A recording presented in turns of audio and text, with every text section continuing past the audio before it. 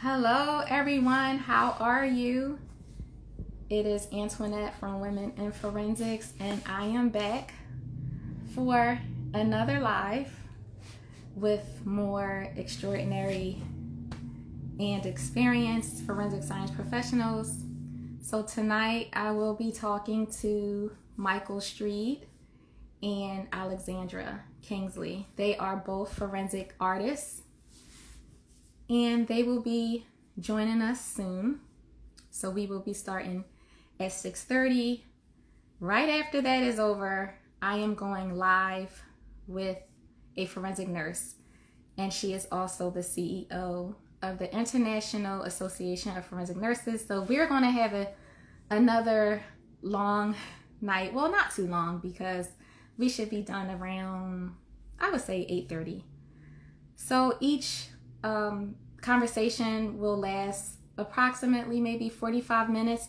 But if you have any questions, and if you want us to answer your questions and we want to see them so they can get answered, make sure you type your question by tapping the question mark at the bottom of the screen, so that way I can pull up the question and I can ask Michael and Alexandra. So Michael is here. He is just so dope. Like he's a veteran in what he's doing. He has over 40 years experience, but I'm gonna let him tell you about his whole career and what he has done over the years. He is amazing. And his handle is the Sketch Cop Official. So make sure you follow him on Instagram. He also has a website. Let me tell you his website really quick. It is thesketchcop.com. That is his website. And I will repeat it again. I will have his website up while we are talking. But let me bring Michael on so I don't keep him waiting. Let me pull up his website. I normally have this up already. I apologize. Let's see. I had it up, but I had clicked out of it by accident. So let me pull up his website. Ugh, why is this acting like this today? Okay. Here it is. So, Michael's website is sketchcop.com. I just wanted to make sure that I get you that website before we log off. So let me bring on Michael. Let's see, here he is.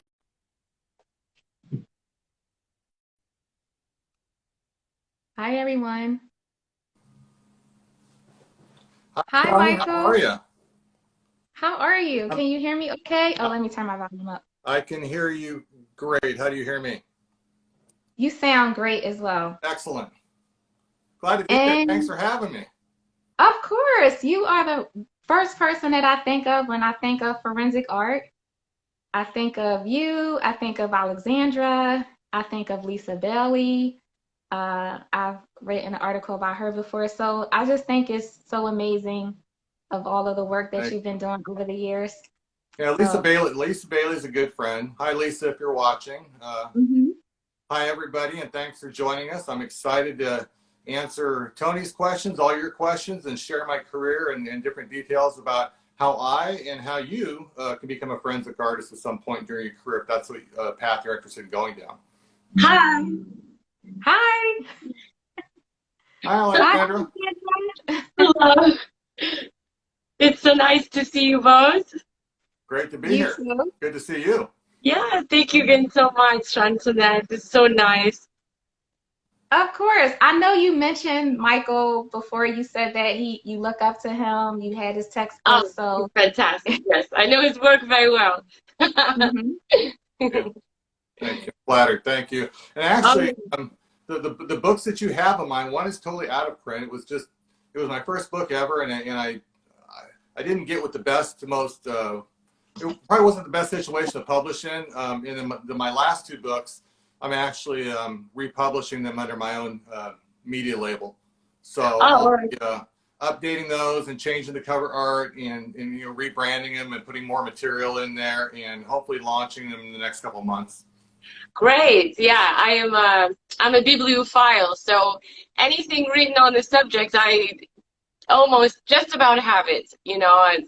I have a really extensive library, especially on this craft.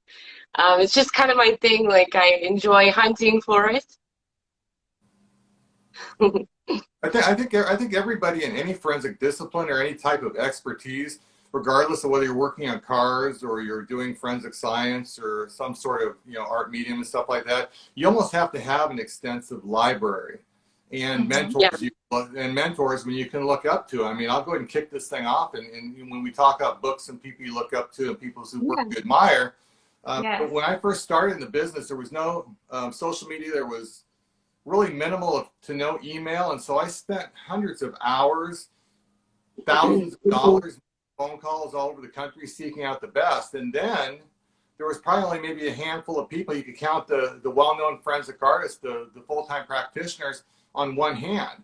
And so between telephone calls and flying around, I was lucky to have a mentor here in Los Angeles, who's a famous LAPD sketch artist, and it was important. So I'm always grateful and thankful when people like Alexandra, who are in the business, buy the books and buy my books and look at my work and stuff. And I learn from them as well. I don't know that you can know too much, or even regardless of whatever status you're at, that you can learn from everyone. Yeah, I absolutely agree. And in fact, during my studies, so my background, I will be a forensic anthropologist.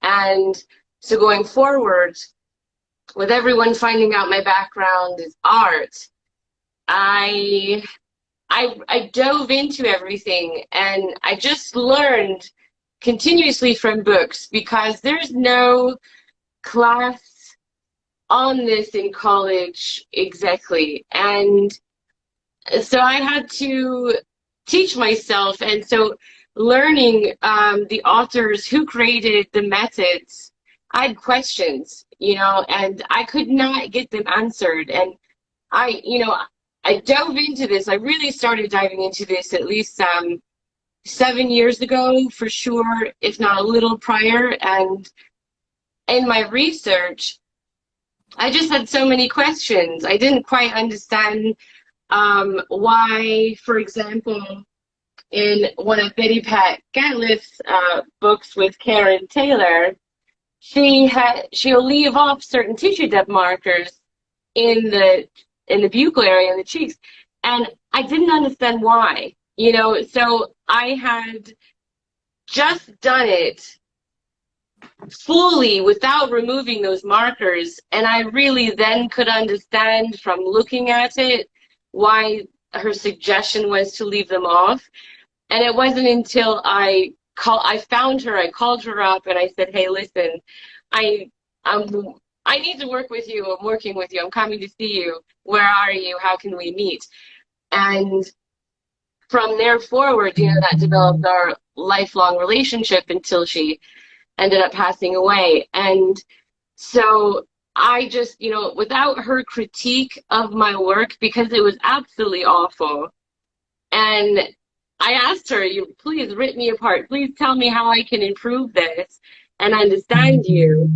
And it wasn't until then I really understood how I can better myself and learn further. So the mentorship is very important.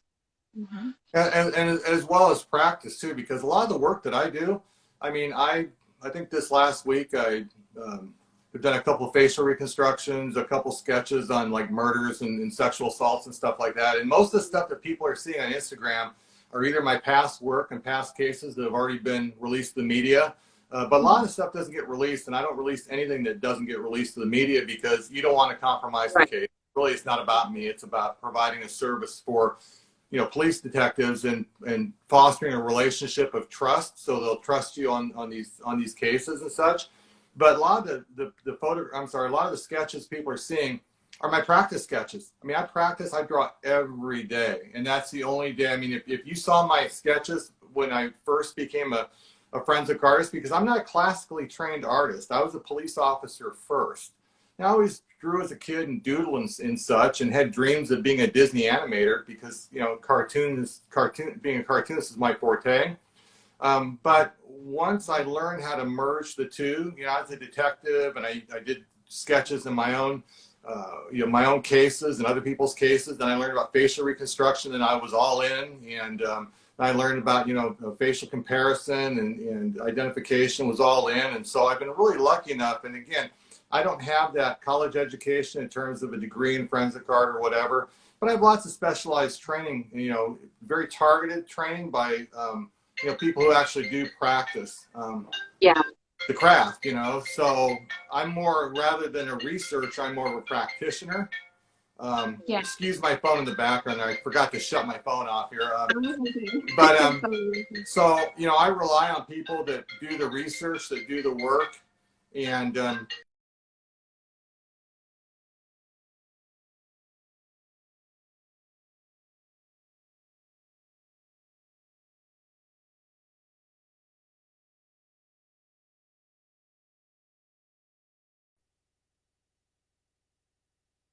Is for people as well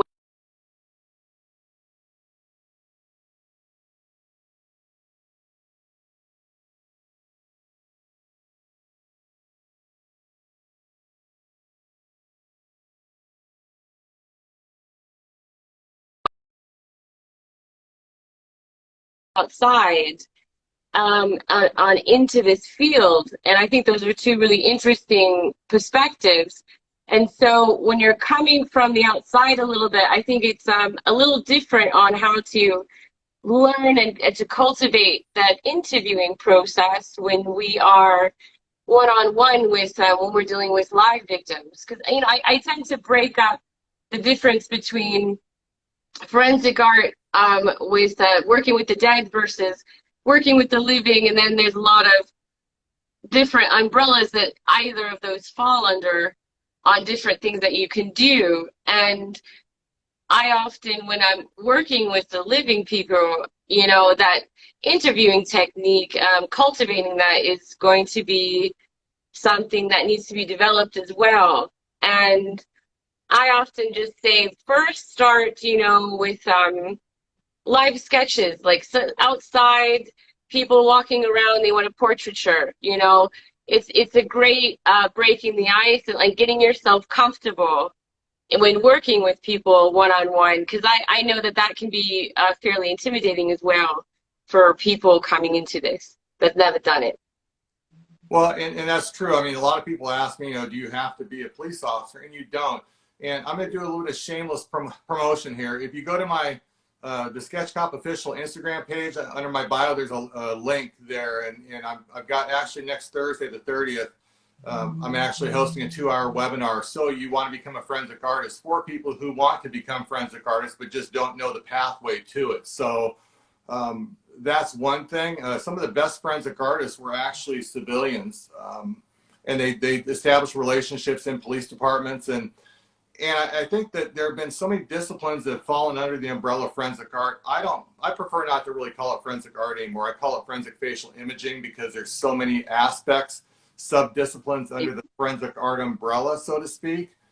Yeah.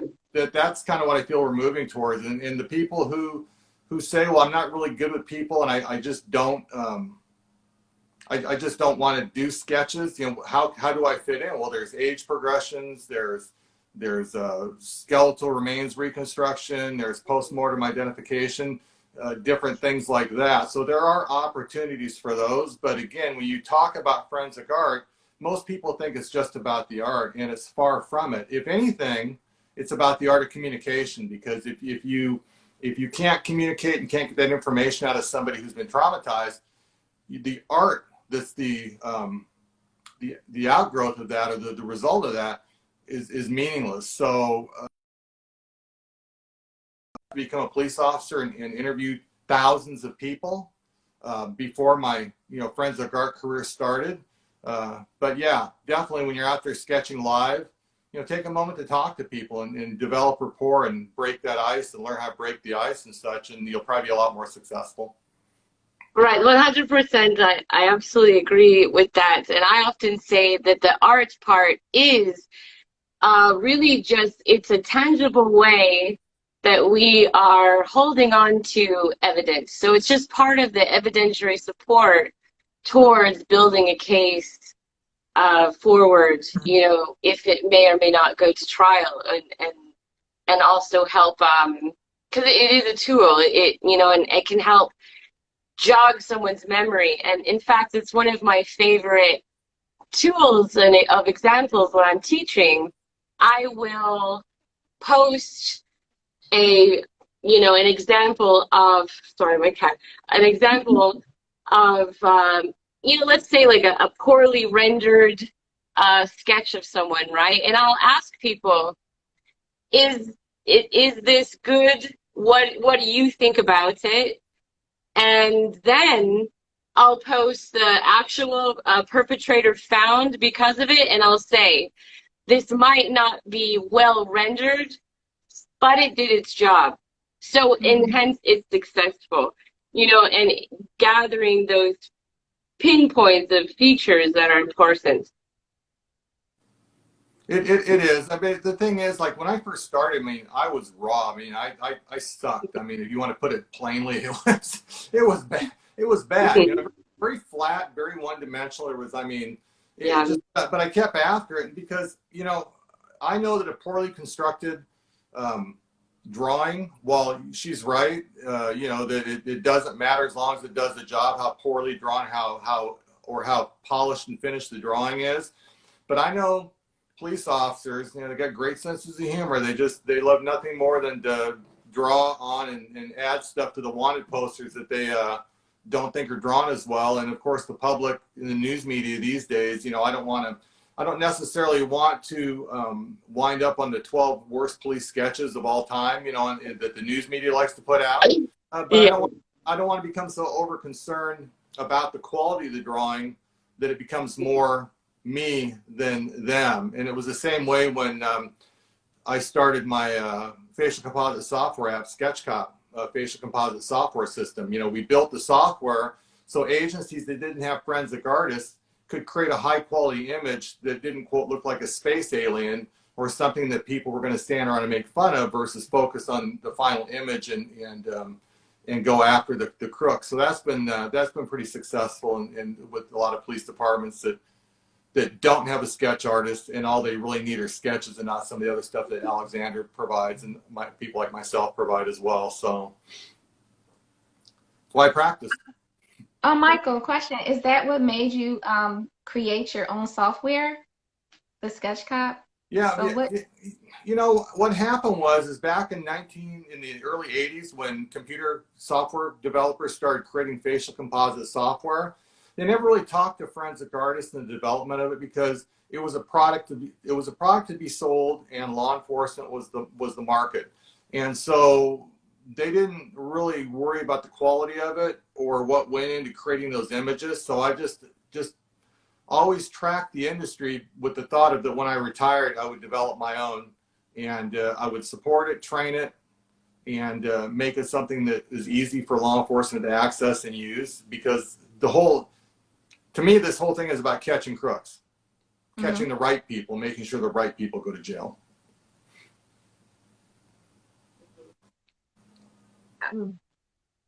Oh, I was gonna, you know, a question had left me. As far as your, you offer a lot of training and a lot of courses, and you've traveled all over the world.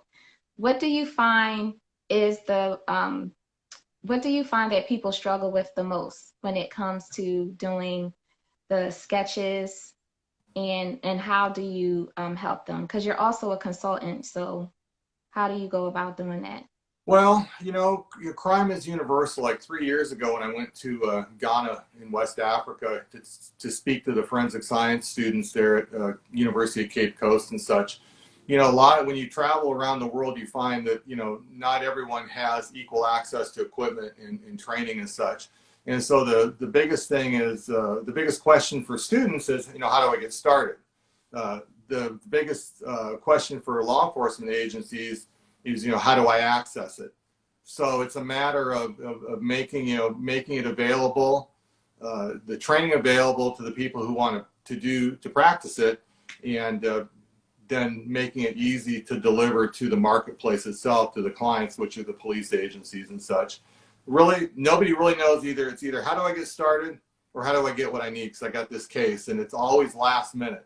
Nothing is ever planned out. It's always last minute. And that's just the way, that's just the nature of crime. You know, crime is, you know, a lot of people tell me the first thing when people come into my office or I get them online to do a sketch, their first words out of their mouth is, it happened fast and it was dark. And, you know, because everyone knows nothing good happens after midnight. And, you know, criminals don't stand around posing for pictures either, you know, and say, hey, remember me, focus on this, you know, they hit hard and fast. Yeah. Right.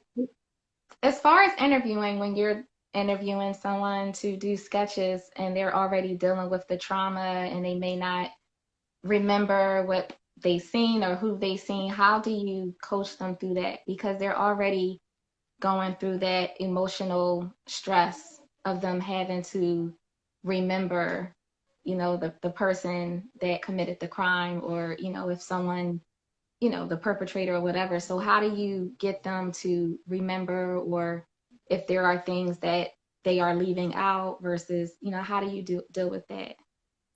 Like eyewitnesses. I'll answer. I'm going to throw it to Alexandra first, and I'll answer because I'm always interested to hear how other people do it. So what technique do you use? I definitely go for, I discuss feelings. I'll tread lightly. I know that you know, you first have to read them on how much their triggers are, etc. And I actually, I incorporate, like a small, I don't know, modality that I've been working on, and it's a grounding technique where the person can kind of fiddle with different objects for grounding and for taste, and it helps lessen the PTSD spiral a little bit and keeps them present and in the room. And you know, you want to approach them and engage with them in a manner that's you let them talk. You know, you don't. I try not to interrupt too much. I just let them speak, and then I'll lean into, well, explain to me a little more here or here.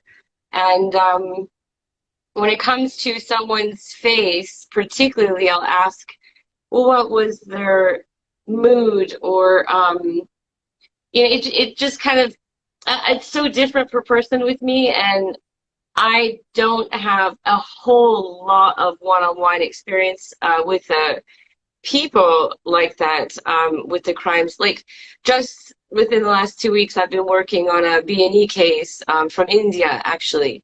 So that's, you know, I'm pulling images of people actually caught off the camera, and I'm working on their faces. So it kind of got skipped for me in, you know, the people didn't see them, and I had, you know, I work a lot more with the dead than I do with the living. But when I do work with the living, it's been sparse. So I'm still growing a lot of this.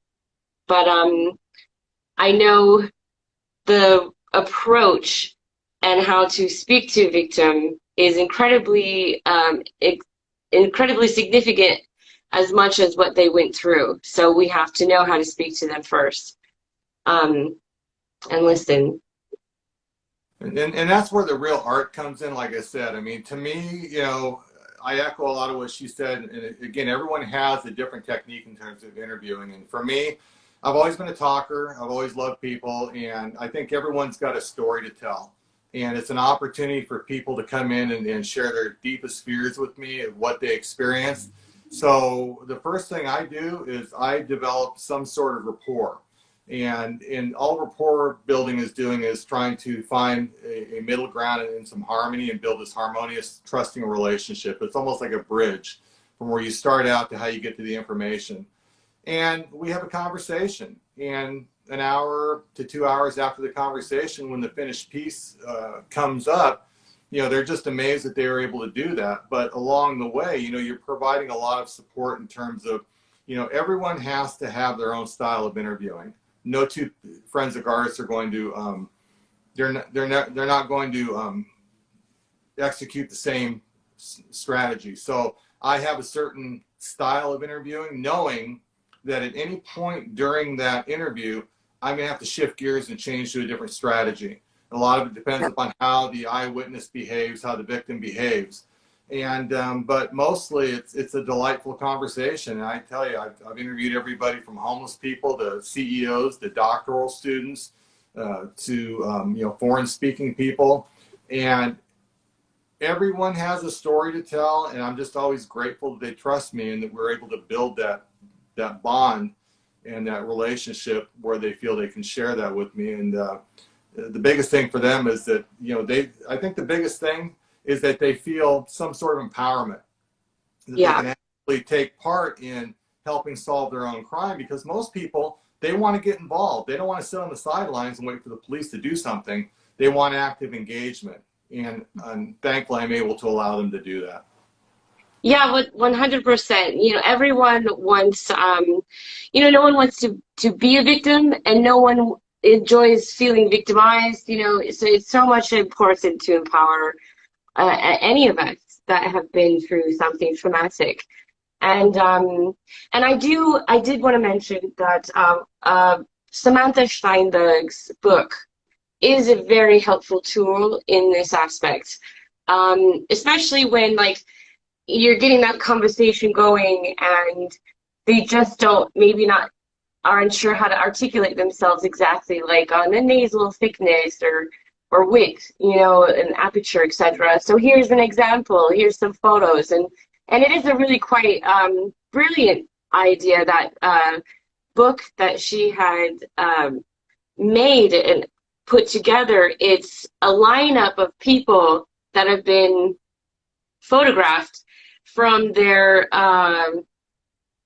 their arrest photos, basically. So we have photographs of each individual in basically the same alignment. So there's no foreshortening. There's no exaggerated viewpoints. It's everyone's in the same plane. And a lot of the features, you could go through the pamphlets of the books and pages and see that the faces are all blacked out except the nose.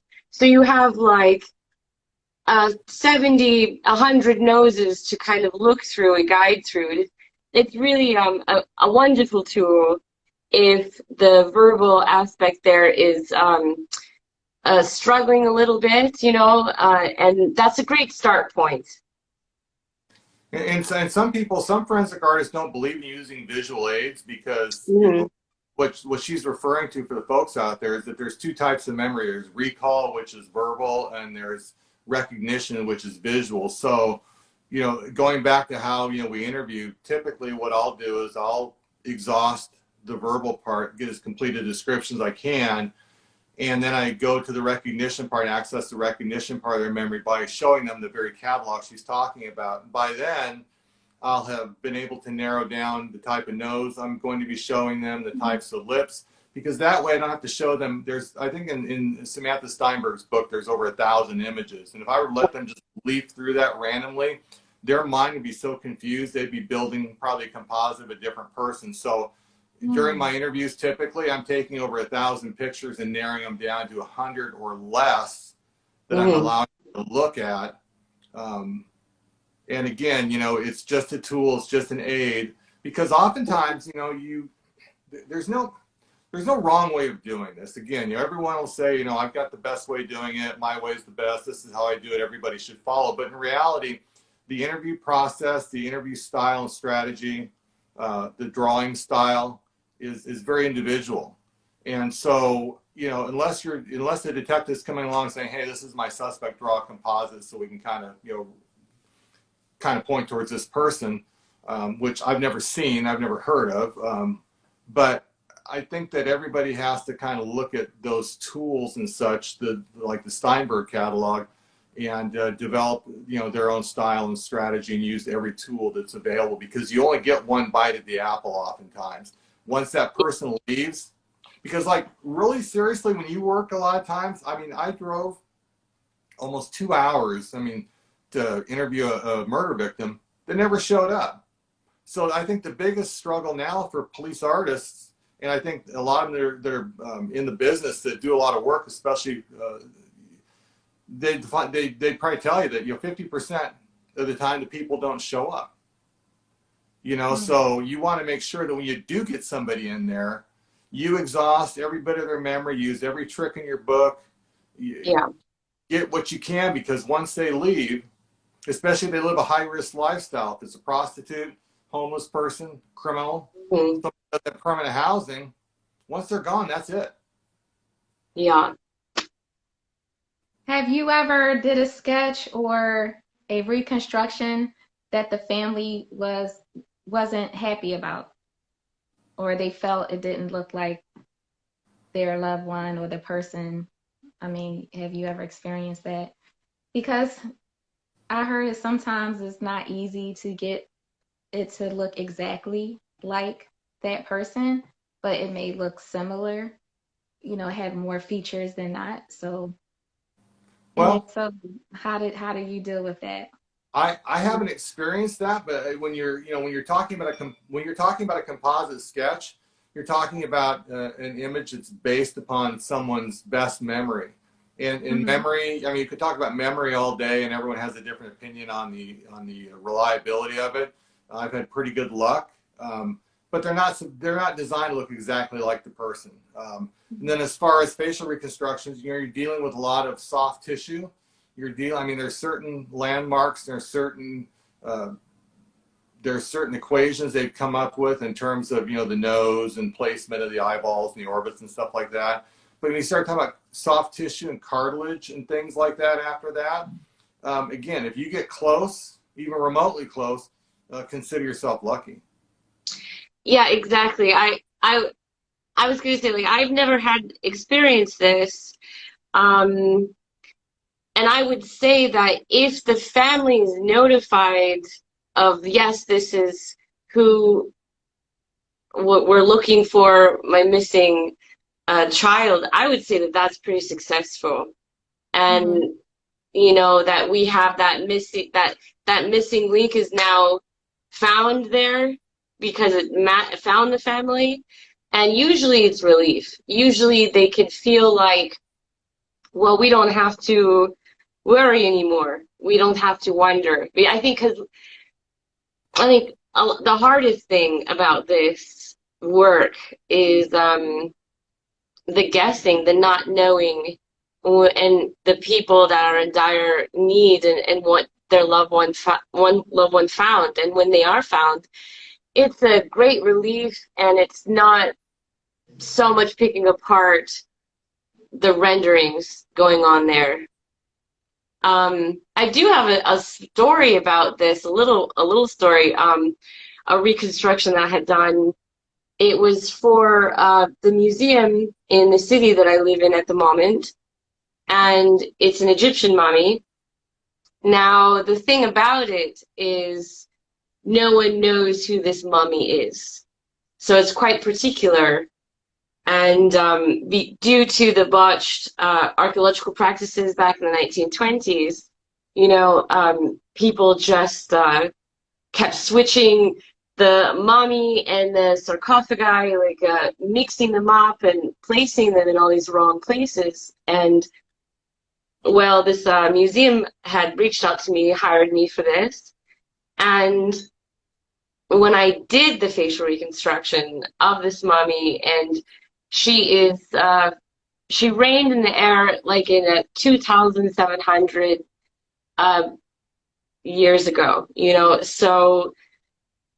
So when I had finished, it created quite the stir, and that has a lot to do with the fact that the forensic anthropologist that did the biological profile found she had expressed a lot more African, features, opposed to, the old concepts other people have in their minds about Egypt back then, like Cleopatra being, you know, perhaps a little more Mesopotamian in features. And, you know, so she expressed very African features, and people were quite upset about it.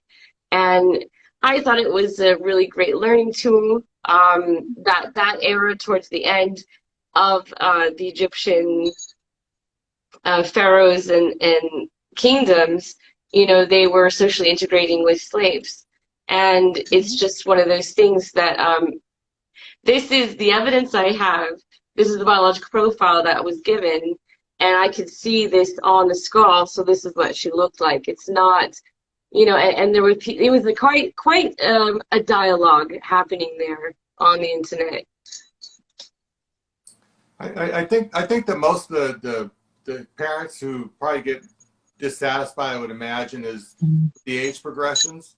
Mm-hmm. When, you know, when an age progression is created of their child, and they, you know, they maybe look and say, well, my child wouldn't have worn their hair like that, or they wouldn't have worn that colored shirt. So I think with anything you're doing in forensic facial imaging, whether you're doing a facial reconstruction or you're doing age progression or some sort of like a fugitive update sketch, the more information you have, you know, the more satisfied the client's going to be, whether they're a law enforcement person, whether they're a museum, you know, whether they're the parents of a missing child, and even a deceased child. I get requests all the time from parents who would like to know what their child would have looked like when they'd grown up, had they not died when they were younger of cancer, car accident, things like that. So I think, like anything, the better tools you have to work with and the more information you have to work with, the more satisfied and the more successful you're going to be. Yeah. Alexandra, I was going to ask you, how do you receive your evidence? Like, if it's a facial reconstruction, because you said you work more with evidence from the dead, more so than the living, with interviewing and those type of sketches and services. How does that come about? Like, how does it get to you? Yeah, it comes about, usually the coroner is going to more or less be called out with a forensic anthropologist. So that dialogue between the two of them, because, you know, as a forensic artist, we have to work alongside of these people that are legally, you know, giving us the biological profile. It's very important to know, like Michael said, you know, as much information about this individual, this decedent, as possible. And if it's going forward into legal context later, you know, they're going to ask it, well, they can't just sit, you know, legally, you know, I have to have that education and that background to be able to assess such a profile. I can't just have a skull and say, oh, well, I think it's this, I think it's this. I need 100%, you know, data given to me, and go from there. And it's going to be either, you know, depending on who found it, you know, and what context it is, because there's an archaeological findings, you know, that I've worked on, and then there's forensic, you know, with the law and police, and giving those profiles with the coroner, or and you know, and then random things brought in to like a museum, you know, from family, or to the university. So I get contacted by all of that. And I guess that this will be for both of you to answer. As far as the technology that you are using, the software, how much of it has changed over the years since you've been doing it? Are there any limitations in the technology that you see? Or I mean, I know, Michael, you created your own software because obviously you saw the need to be able to have software that police officers could use when they are not in the department. But how does the technology play a lot in your job? Well, when I first started doing skull reconstructions, I remember, you know, going to pick up the boxes with a skull at the coroner's office and just hoping I wasn't going to be stopped by a police officer on the way home who was going to find a box skull in my trunk or something like that. I think I was a serial killer.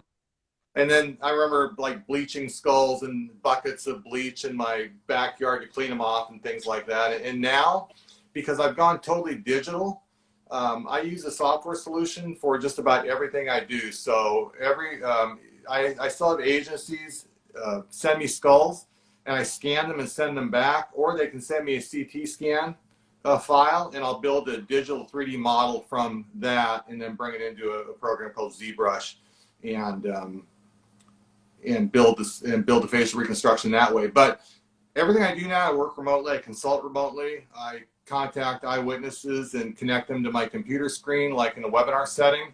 And I use Corel Painter, I use Wacom equipment and digital styluses and tablets and such. So I haven't touched a piece of paper and a pencil. I mean, I do miss the sound and the feel of a graphite pencil on a nice bond pen, nice rich toothy paper. But you know, I'm so immersed in what I'm doing digitally and trying to find new ways to, you know, build a better mousetrap, so to speak, or deliver services to law enforcement. That's I mean, outside of building my own software for the composite sketches, everything else I use a third-party software somebody else developed, because there's very, very good tools out there. Oh. And I'm so old school. You know, I'm coming from, as a student from university forward into the world. I've been so transient in general, you know, and I don't even have, I just have a laptop. I'm still gathering all of that equipment. It's, you know, technology is rather expensive, and then the programs that you have to add to them, and I'm working forward on all of this. I'm traditionally a very gifted artist, so I know my materials very well. It's what I've always done in my life. I want to have that beautiful access. You know, I just don't. I just hadn't through the years. You know, I've been traveling so much between Europe and America. Like, I just have not had the access to all that technology. And but I'm, you know, on my way forward to changing that. You know, and I feel like it's. The technology just in the 10 years has changed in a blink. And, you know, I mean, I was always slow with technology, being raised also by older people growing up. So, you know, I didn't even have a cell phone when they came out first, you know, for the longest time. It's just, I'm very, you know, I use film cameras. I just know the old kind of art forms, and I have a lot of catching up to do. But I still am, you know, I still use these technologies as benefits. You know, like I take a photo of every process of where I'm at in the facial reconstruction. It takes longer, but if they did it before, I could still continue to do it.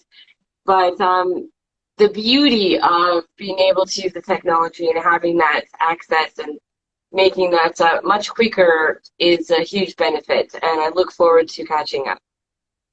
And you have to use, you know, and you have to use what works best for you. And sometimes, you know, doing it what they call, what I guess, lack of a better term, like the old school style, the traditional style, whatever works for you. I mean, I tell people that all the time. It's like, it's what you can afford, it's what you're comfortable using.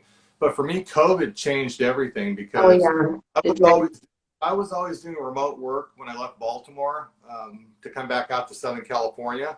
So I was already ahead of the curve as far as that went. But when COVID hit, I noticed less sketches being published. I noticed less forensic artwork being produced, because the police stations started locking down their lobbies. They wouldn't let anybody in.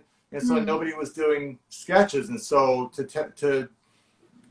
try to educate police departments and you know, have that whole paradigm shift in terms of their thought is that you have to have the eyewitness in the room. You have to be able to see their face and know if they're being truthful or not. And oftentimes I get asked, you know, are they being truthful? I said, well, if you have any doubts, why am I here? You know, I'm not a human lie detector. So their thought was it was another tool to tell if people are being deceptive or truthful. And so they felt that going on camera and doing things remotely wasn't an efficient way to do it, when in reality, the digital technology and the tools and such that are in play now make, forensic facial imaging specialists, forensic artists, whatever you want to call them, as effective, if not more effective, and broaden their reach in ways that they could never hope to do before. Right. And also we always have to remind ourselves though too, technology is not a means to gaining every understanding of what's going on right away, like I'm looking at these videos of the break-in entering this case I have from India, and these people are wearing the masks still, on the camera, and just because if I had the technology, doesn't mean I could see through the mask. Now I'm lucky in the sense they kept pulling him off and pulling him back on, so I have to freeze the frame over and over, and I'm doing it over and over and over again to catch those glimpses. So it's a lot of replays, rewind, replay at this, but it is quite interesting. That my friends were always saying that work in forensic imaging, well, let the como se dice, the imaging as far as film and digital and analog and that sort of thing, talk about, if you're going to just only have junk to put in, you only get junk to come out. It's like the CSI effect, it's not going to be, technology just doesn't cure everything or fix everything or help you understand everything, but it is a tool and it can enhance and save time for sure. And I think I think the one thing that technology helps, at least the way I look at it, is it helps me adapt, because right now it seems like, you're seeing less sketches because police are taking advantage of the advances in forensic genealogy. And then there's video. So, I look for ways that I can pivot and enhance what I do. So, for example, I took training to become a certified forensic video examiner and processor. And so I invested in the software to be able to process and enhance and analyze forensic video for law enforcement. So not only do I have the skills to be able to take those still images and enhance them to get more, maybe my goal is to get the face to show more, and maybe even get a sketch from it. And again, it's another way of extending what I do in the facial identification space, as well as make myself more marketable to law enforcement. And I think anybody out there that, again, is in anything, because when I speak about forensic art and I speak about this career of mine, I think a lot of tenets and the things that we look for are things that, other people should consider as well. So if your industry changes in some way, you have to be able to adapt and change with it. And that's one of the reasons why, I got into video. That was one of the reasons why I invested in all these other technologies, is, again, make it easier for people to, they don't have to box up and send a skull to me now. They can just send it through a hospital scanner, a CT scanner, and maybe at the coroner's office, they routinely send the bodies and the skeletons through there. They already have a file. Oh, great. Well, I happen to have a file sharing service. Here's a link. Upload the stuff, send it to me. You got a photograph? It's too big for email? Upload it, send it to me. They don't have to worry about licking a stamp anymore. They don't have to worry about going to FedEx and sending a skull and worry about it's going to get lost in the mail, because it is evidence. And I don't have to worry about storing it and having it stolen or being mistaken for a serial killer or something like that. I mean, it's a great conversation piece, so to speak, but when you talk about practicality, again, it's turnaround. The news cycle's really quick these days, and clients expect stuff turned around pretty quick these days. For me, it's a business. I like your point of view, Michael, because you mentioned how you always are adapting to change. You're investing in continuing education so you can stay updated with what's going on, like how your field is changing. And you've been in the field for over 40 years. Mm-hmm. But unfortunately, there are police departments that are not open to change. And I like how you mentioned that, like, you're always aware of what you need to do to stay updated so you're not doing anything that's outdated. So I like how you mentioned that adapting to change. That's important. Mm. You have to. You adapt to change, or I don't want to say you die, but I mean you're out of business in this case. And that was one of the things. That was one of the reasons why I went into video. Is because this even major cities. If you talk to forensic artists from major city police departments, probably even your sketch artists in Philadelphia PD, they'll probably tell you there's been a downturn in business. Business is a lot slower than the years past. And a lot of it's because of either new detectives and that information, the resource information is not passed on, video, DNA, and, and I would imagine, and again, it's just not one of those things people use every day, like in the crime lab. And I was really lucky to be able to be Baltimore Police Department's first ever full-time sketch artist. I was housed in the crime lab. So I was actually working with DNA people every day and firearms examiners and really smart people and really capable people. And, sometimes they're so inundated that they don't have time to stop and learn these new things. And that's where the focus is, because those are the things they use every day. Police departments use every day to solve crime. Do they need forensic artists any less? No. But we're actually a luxury and not necessarily a necessity. But when they do need a face identified or a face drawn, I want to make sure I have every tool available, every skill available to be able to answer the call when it comes. Right. And when is your webinar? When you mentioned you having a webinar soon? Yes, next Thursday, September 30th at, I think it's at 8 a.m. Pacific Standard Time. Okay. So a little early here on the West Coast, but everyone around the world, it's not going to keep people up in different parts of the country all night long. Right. But if you go to my bio, go to the link tree, it'll be the very top item that comes up. You can register, and we're going to talk about people who want to become forensic artists, the personal skill sets they need, the professional skill sets they need, the tools they'll need. Talk about style and technique, being comfortable in your own skin as an artist, and talk about an actual case I worked and some of the proclivities. That's the things that worked, the things that didn't work. And then we have a special Sketch Cop challenge at the end. And hopefully people have a way to go and have a built-in mentor, and it can come back and ask me questions and come back as a resource as we go. And of course, next year we're planning on more forensic art training, actually a full-blown online forensic sketching course and forensic art course for those that want to be sketch artists. Oh, now could somebody be trained to be a forensic artist if they do not know how to draw, if they have no artistic skills? That's not possible. No, it is. Anything's possible. It is very possible, yes. It's like me. I used to draw when I was younger, but I was really good at one-dimensional, not so much three-dimensional. But for that person who struggled to draw a face, I mean, the face is just so, not that great. Can they be trained up to get to your level? Yes. Or okay.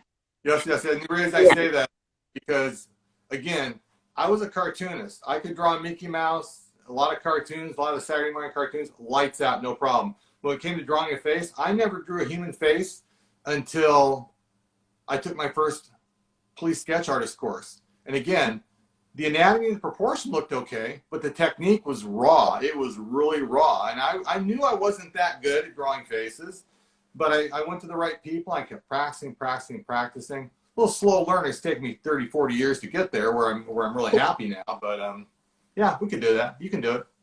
Yeah, I have the same story, but in relationship to anatomical sculpture.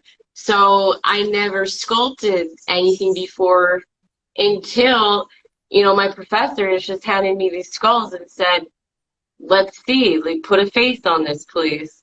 And it took me, it was a big learning curve, so like, and then with Betty Pat and really learning I knew the bones. I know them all 206 very well. It's my niche, it's my training, but the muscles, you could tell I didn't know it, and it showed. And so understanding your underlying structure what it is you're looking at in these features, it's a beautiful process. I mean, I break down the eye alone in classes, you know, and nowadays there's so many beautiful examples on YouTube as well, you know, and it's kind of like, you know, can you sketch a circle? Okay, we'll make that circle into a sphere. You know, like start simple and then fill in the features in the middle, and there's your face, you know. So, you know, you can come forward in this, and all of this is skill set, yeah, which can be learned upon and bettered upon.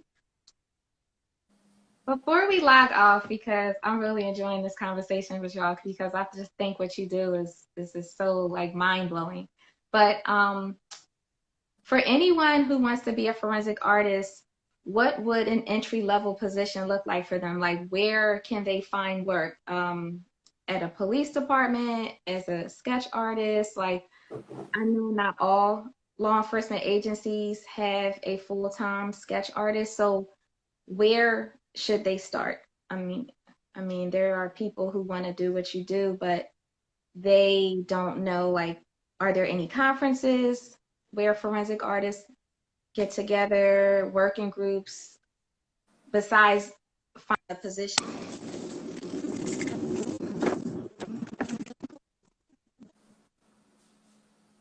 Your audio cut out. Yeah, your audio cut out. Yeah, yeah, can't hear you. Oh wow, I don't know what happened. You're there back. You go. Okay, that's weird. I would tell people just to get a job with the police department, because I mean, I'd be less than honest if I told people there are a lot of forensic art jobs out there in terms of being a full-time forensic artist. They're very few and far between these days. The FBI has full-time forensic artists. A couple of other, I think LA County Sheriff's Department has some. Ontario Provincial Police up in Canada. I mean, they're just very, but they can get a job with the police department as a secretary, as an evidence technician, and you get really good at those skills and those jobs and pass probation and start establishing those relationships with detectives and show off their portfolio and ask to try out some cases and such. The International Association of Identification, they have yearly annual training conferences, and they have a forensic arts subcommittee. People can go there and they got training there. Yeah, so it's out there. Sorry. It's out there. But yeah, the IAI is fantastic place to look into for those conferences. I also suggest all these books that I post on my Facebook, kind of like, or on my Instagram, kind of like a little pictorial blog. You know, you could obviously looking into these authors, such as the great man we have before us right here, offering these fantastic workshops, you know, and looking into the people that wrote these books, follow up with them. They also do workshops. There's a lot of workshops and things to start with and get involved with. And me coming into this as freelance, you know, I take a lot of, you know, jobs, you know, the words from Lisa Bailey here, she mentions, if we only go into one niche of this, we can be cutting off these opportunities for us and making money and trying out different forms of doing this. You know, like I've taken work from demonstrative evidence, like for law offices, when they need pictorial guides, you know, of injuries that have taken place. I've such an array of, like, a large scope of things that you can, you have to be a self-promoter if you are coming into this from the outside of law enforcement and as a freelance person, and keep in contact with the police office and keep in contact with the coroner, because I have done postmortem sketches as well, you know, where a body comes in and sometimes there isn't I call it comparatory analysis of, like DNA, fingerprints, and dentition. Alexandra, I'm sorry to interrupt. Instagram's about to cut us off. Oh, you're